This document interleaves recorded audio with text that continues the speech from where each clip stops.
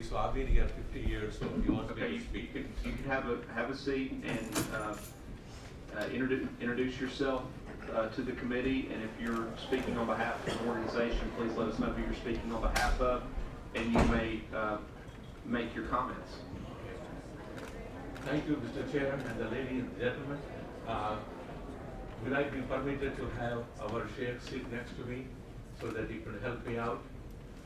Because I'm not a religious scholar, and he is, so I would like him to be my side, because in case if the questions arise, he would be able to answer. Without objection, I'll allow it. Thank you, Representative Smith, I appreciate you. Come here, sit next to me. Okay, my name is Hashim Gori. I came to this country. Shall I start, sir? Just a second, and if we could, go ahead and have a seat. Thank you. If you would, go ahead and state your name as well. Okay, my name is Mahmoud Hassan, doctor, associate professor, and I'm the imam or the priest of the Islamic Center of Iraq. Okay, now you may proceed with your comments. Thank you, sir. Thank you so much. I appreciate this. As you can see, I'm a little bit nervous because I've never been to any committee meetings like this, but it is an honor and privilege. I came to this country in 1967 in Alabama. I'm an Auburn graduate. I became a U.S. citizen in 1977, and I got my graduate degree in veterinary medicine, not in Islamic Sharia. I want to make it clear, but I learned a lot of things, and and our imam is new in the country, maybe a year. Yeah. So I'm trying to help him out. So when the matter comes to religious law, I'm going to refer it to him. But I would like to say in a very simple language, I should say, when we say Assalamu alaikum, that means peace be upon you. So if I say Assalamu alaikum to him, he will say Wa alaikum assalam, that is the Sharia. When we start something, we recite in the name of God. So we say Bismillahir Rahmanir Rahim or Bismillah, that is in the name of God, that is Sharia. So Sharia is very simple how we follow in our individual life. Just like the Americans say, what I practice in my religion, whether I'm a Jew, Christian, Presbyterian, or Baptist, it is my thing. It is my personal belief. I follow what I like. So Sharia is like that. My Sharia will be a little different than somebody living in Saudi Arabia, because I don't. I live in America, and some of the views are different. So Sharia is not a constant thing. It varies from country to country to country. There are 56 countries in the world, that Muslim countries. Only 5 follow the Sharia law. Some of the countries follow very strict laws, and that is the interpretation. The Islam has been in existence more than 1400 years. So the Sharia law has evolved. It varies from country to country. So Sharia mandates that Muslims respect the law of the land. I've been here in Arkansas since 1979. I'm abided by the law of the state of Arkansas and the federal laws. And wherever you live in USA, if you live in Ohio, you follow the Ohio law, Minnesota law, or whatever the law. It's mostly the federal laws. It is also against the Sharia to impose Sharia on anyone else. For example, my practice will be a little different than his, because he comes from Egypt, I come from India. So it's a cultural thing, it's a religious. Sharia consists of 3 things: the Quran, the holy book, the teachings of Prophet Muhammad, and then the followers, the ulama, the alim, the learned people, how they interpret the law. So it is not a static thing. It changes all the time.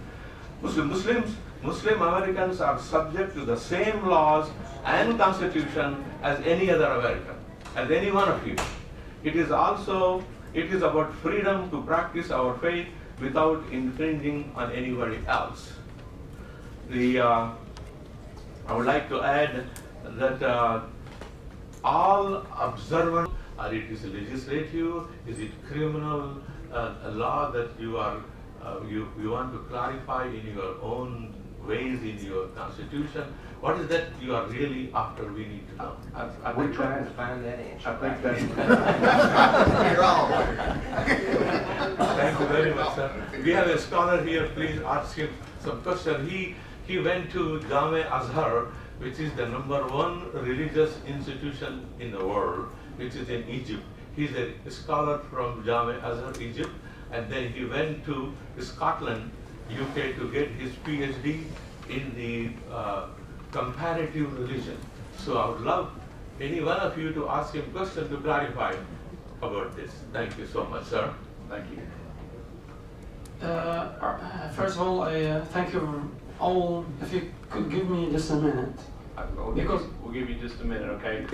We're gonna have to move on to some other speakers, but you're recognized. To make it clear, the Sharia or the Islamic law came for the welfare of humanity, came to make things easy. It did not came to make people's life difficult. If anybody in any part, Iraq, Syria, is doing an evil on behalf of Islam, he does not represent Islam. That religion doesn't call for intimidate, terrify people. It's called for, as my colleague Dr. Rowe said, it means peace, assalamu alaikum, peace be upon you. Anybody who's doing something evil, he does not represent me, he does not represent Islam. Although they have chosen Islamic name or a Muslim name, but identically they do not represent Islam at all. That's it. Thank you very much. Thank you for your comments. Thank you. Seeing no further questions, we're going to move to the back to our list. There's actually as your current chair of the Arkansas State Board of Education. And I first and foremost want to thank Representative Smith in having the opportunity to engage with him on a few bills over this session. It's obvious that he's coming at this from a good place, and we understand that. And we want to thank the Colonel for his service as well. I'm the daughter of a Marine, and so know what it means, that it's not just our soldiers that we send out there, it's our whole families. And I know what it means to care for them. And the reason I'm here today, to highlight something I think was slightly alluded to, but to offer maybe a little bit more emphasis. As many of you might have seen coming into today's committee session, several members of our Latino and immigrant community here, just as we see many folks from our different faith communities here. And I think it all comes from sort of the same place. Notice a lot of nodding here in the committee about what is the actual intent of this bill, and some concerns that were raised because of some of the broad language that were crouched, right, when this bill was presented. I think we're concerned in part because it seems that what is promulgating this is a very specific case, something that hasn't happened here in Arkansas per se. It seems to come from a basis of some sort of value or understanding that us immigrants, and I do identify as a second-generation immigrant. I'm the very proud daughter of Mexican immigrants. And this idea that we're in enclaves and don't assimilate, and this idea that somehow there needs to be some additional protections. We understand and obviously feel sympathy for families that seem to have got caught up in the system from other states. And that is definitely a tragedy. Families are first for all of us, and obviously we don't want to see that happen. But creating laws on possible scenarios, things that have not happened, things that are written in such a broad way they could have greater implications, and we've heard from our faith community on one. And the other one I want to bring forth for you is when you start talking about foreign identifications, foreign licenses, foreign contracts, you're also starting to talk about things as simple and essential as our identifications. As many of you all know, we have a Mexican consulate right here in Little Rock that's worked very actively to make sure that we have identifications in the hands of individuals that identify as foreign nationals and are Mexican. And that's a strong, important secondary ID that a lot of our members of our community use. And it's one that a lot of our state agencies have depended on as a way of being able to validate identifications. And I can appreciate Representative Howe's comments in regards to there's no specific mention here of faith or specific countries. Our concern is that this law, one, doesn't seem to be necessitated, and two, the risk that it could imply to things like other faiths, to identifications from other countries is so great.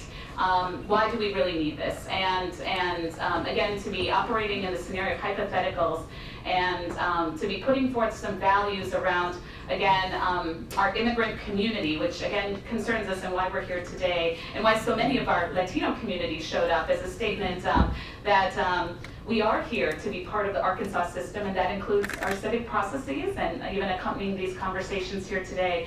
And so we just ask for the indulgence of this committee. Again, we feel the risks are too great of implications. It's not clear enough. It's obviously given enough folks concern that we're here to oppose the bill, and so we just ask that you either vote no to it or table to another time until these issues can be clarified. Thank you so much. Thank you for your comments. Next on the list, Emmanuel Alvarez.